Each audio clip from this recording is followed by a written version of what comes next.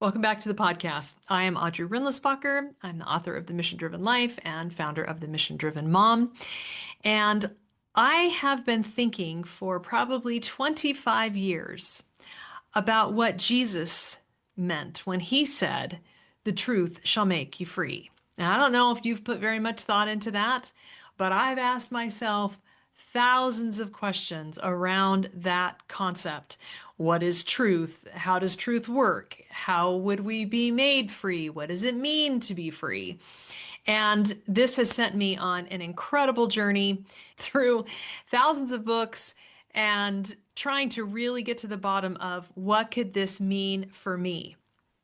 I think that religious people hear this phrase and it means that Jesus can free them and liberate them in a myriad of ways. And I think that that's probably true. That's probably a lot of what it means. But I have just spent the last year putting everything that I've learned about this principle, which I believe is a true principle, a first principle, and I've been putting it into my new book, How Truth Makes You Free. And I finally finished writing it on Friday. Yay. So excited. And I thought it might be a fun idea today on this podcast, this Thanksgiving week that we all have some downtime, if I spent a couple minutes walking you through how the book is outlined and some of the things that you can expect to find in this book when it's released in the spring. Some of the epiphanies that I've come to about what truth is, what it means to be made free, and why it matters so much, because this is not just the culmination of everything I've learned, although that's definitely one of the major things that it is. It's a guide. It walks you through. It's a proven formula. I have now been teaching this for a decade or more. I have worked with thousands of students.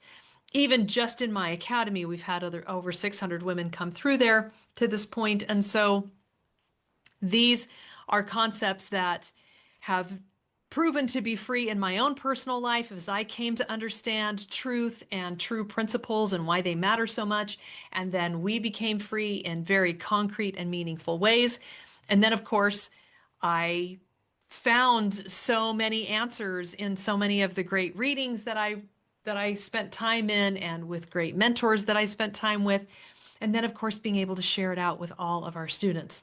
So let me just walk you through a little bit of what you're going to find in this book when it comes out, some of the things that you can look forward to. I hope that I can shorten the learning curve for you. I hope that I can present or have presented. Now we'll edit, we'll figure it out, we'll get a cover. All of those things will be coming and I can talk to you over the next few months as we put those things in place.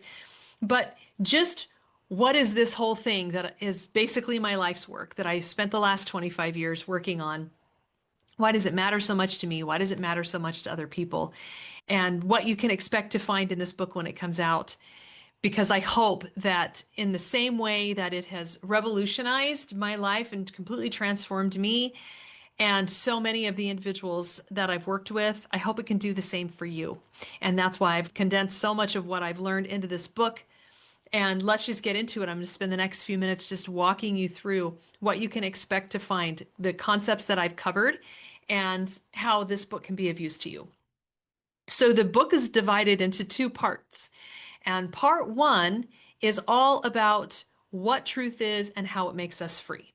And it walks you through the meanings of those things and how you can understand it properly. And then part two is a practical guide. It takes everything that you've learned in part one and gives you very actionable steps that you can take to actually practice the things that I've taught you in part one. Now, the first chapter gets into how we all have problems. And sometimes we have problems that we just legitimately do not have the first idea how to solve. And sometimes those problems have been around for a really long time. And maybe we've tried lots of things. Maybe we've been to therapy. Maybe we've read books. Maybe it's even an addiction and you've been to rehab.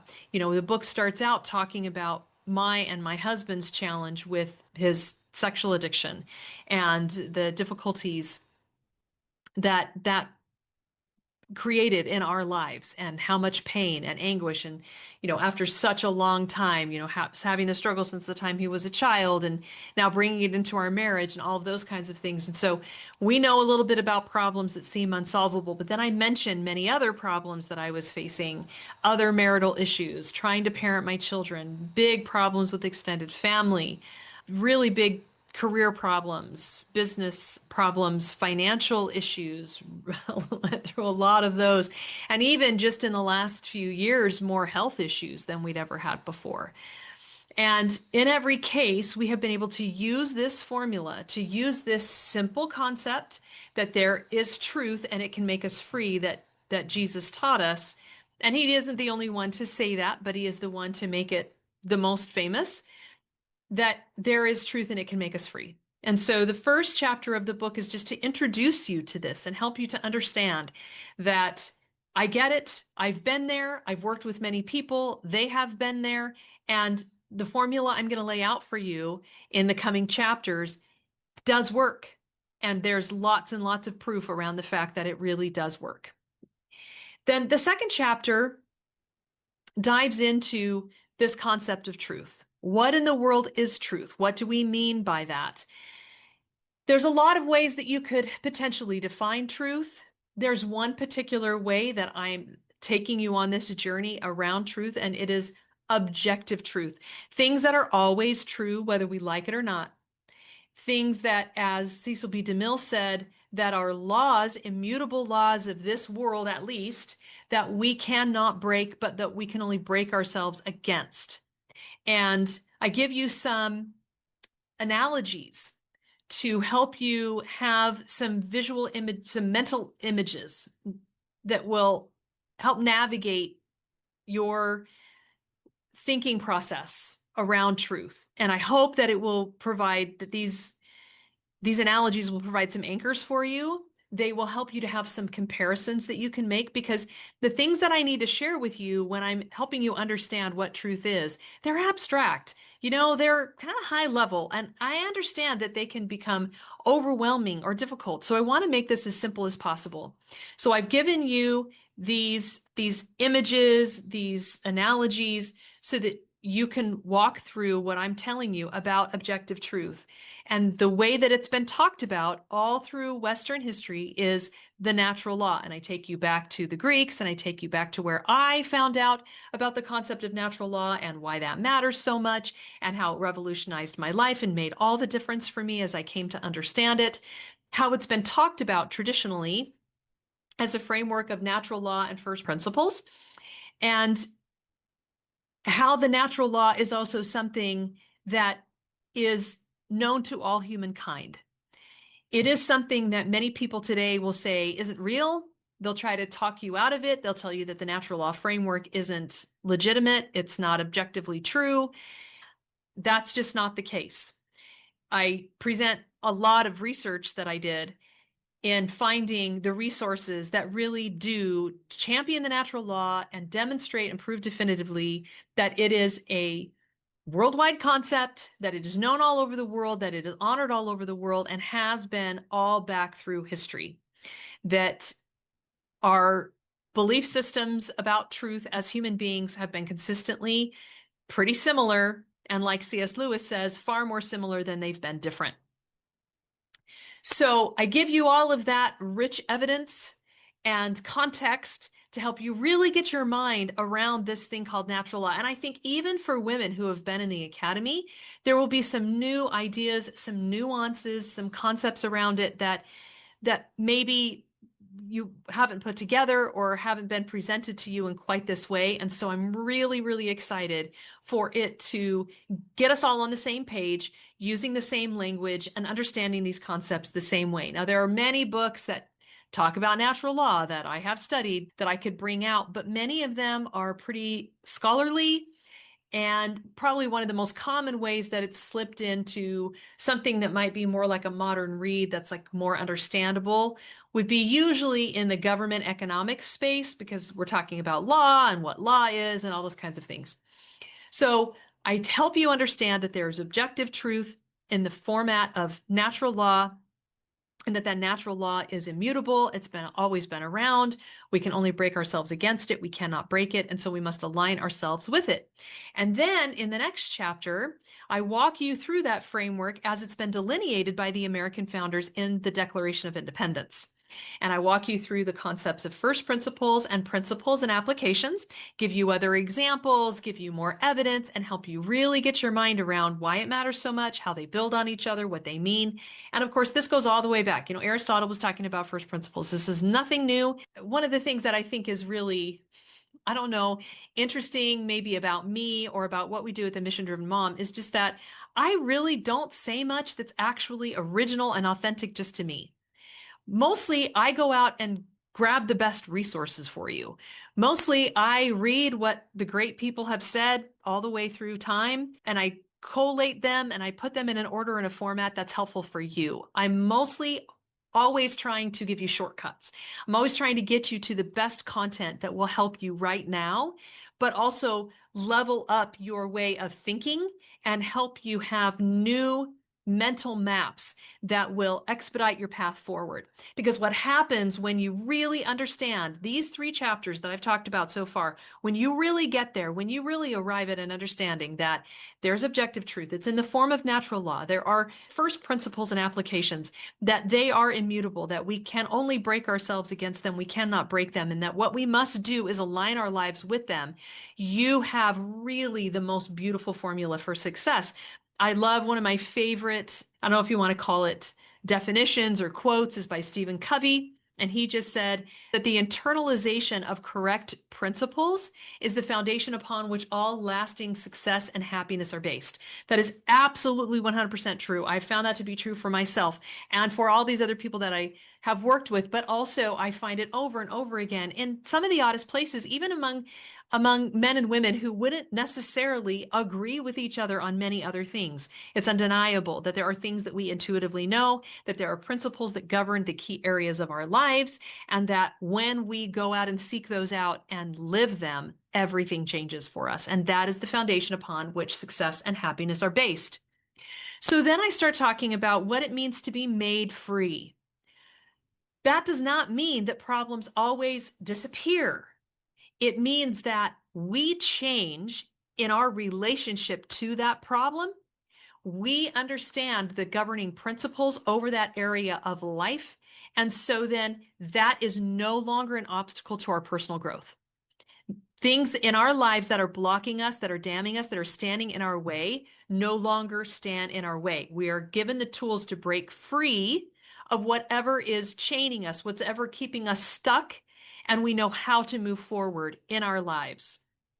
In other words, if you have a handicap, to be made free doesn't necessarily mean that the handicap goes away. It doesn't necessarily mean that your husband is suddenly different or that your child stops rebelling. It means that you know how to break through that thing that's got you stuck, and you know how to move forward in your life in productive and helpful and healthy ways because you are armed with truth, and that truth makes you free.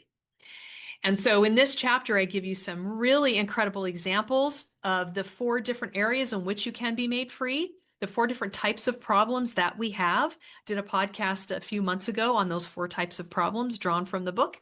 And I give you examples of those and demonstrate what it means to be made free and what you can expect now that you understand that there are these truths. When you embrace these truths, what's going to happen to you? What's the outcome that you can always be guaranteed? And then I talk about the mechanism of how we recognize truth. What does it mean to be able to identify truth? That is a lot about the conscience, the divine and the social consciences, how they're different, why that matters so much, and how the mechanism of the divine conscience is the vehicle through which we can identify truth. And as we do that, and as we hone that, we become better and better and better at identifying those truths that will make us free. And that whole framework gives you the foundation for knowing what you need to do to move forward in your life. You need to latch on to first principles, and they will tell you why you are doing what you're doing. They will give you the purpose, the meanings, the motivation, and they are intuitively known. They will intuitively reach the hearts of others. And then you need to seek out the principles that govern that area of life you want to work on. You want to work on your finances, you want to work on your health, doesn't matter what you want to work on. There are principles you can go out and find, and then you apply them. And there's a myriad of ways that you can do that. And so part two is just that. I just walk you through the steps. How can you identify first principles? How can you then take those first principles and go out and seek for principles? What are the many different ways that you could begin applying those principles to infuse your life with new tools and truths which will liberate you permanently from the problems that you face? So I'm about to send this off. I'm going to do one last read and I'm going to send it off to my editor.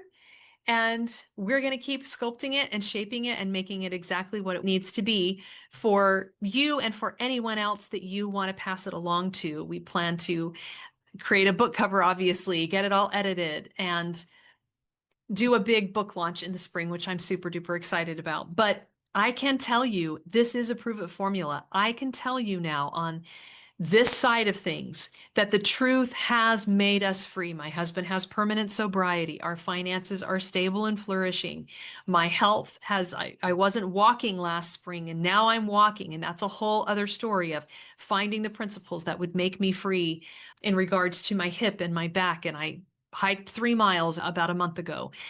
And so, whether it's business, this is MDM 2.0, and we're excited for some new rebranding that's coming and better marketing and better systems. And we've up-leveled the academy like we talked about last week and learning the business principles that will make this succeed at an even higher level.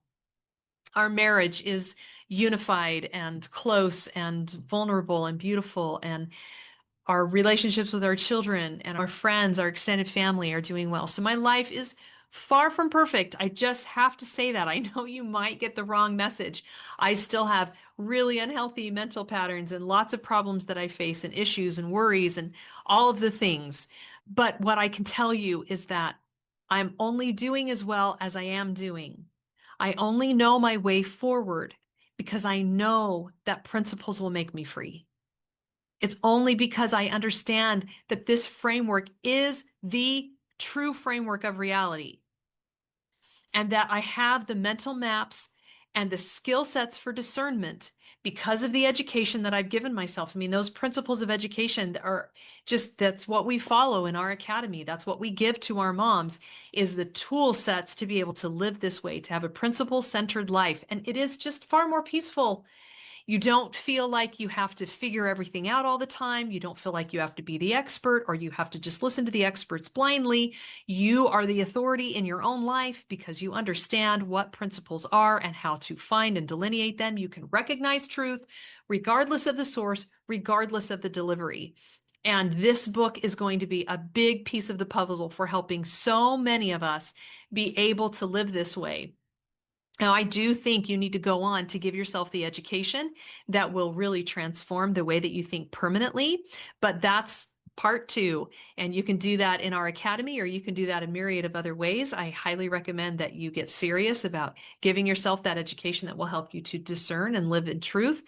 But this book will be a big part of that formula. And I hope that the work that I've put in, the countless hours over the last 25 years of finding the resources and finding the proof and testing it on myself and helping others to walk this path and then putting it all together in this book will be a great blessing to you and to many others who are lifted by this one beautiful truth, that the truth can make us free as long as we identify it and infuse it into our lives. Everything changes. We can be genuinely transformed. We can find permanent solutions for the significant problems we face, and we can have a different life than we've ever had. So thank you so much for joining me today. If this podcast is blessing your life, please pass it along and give us a review. That really helps us to grow. And I hope all those listening are having a wonderful and beautiful Thanksgiving day, and I will see you next time.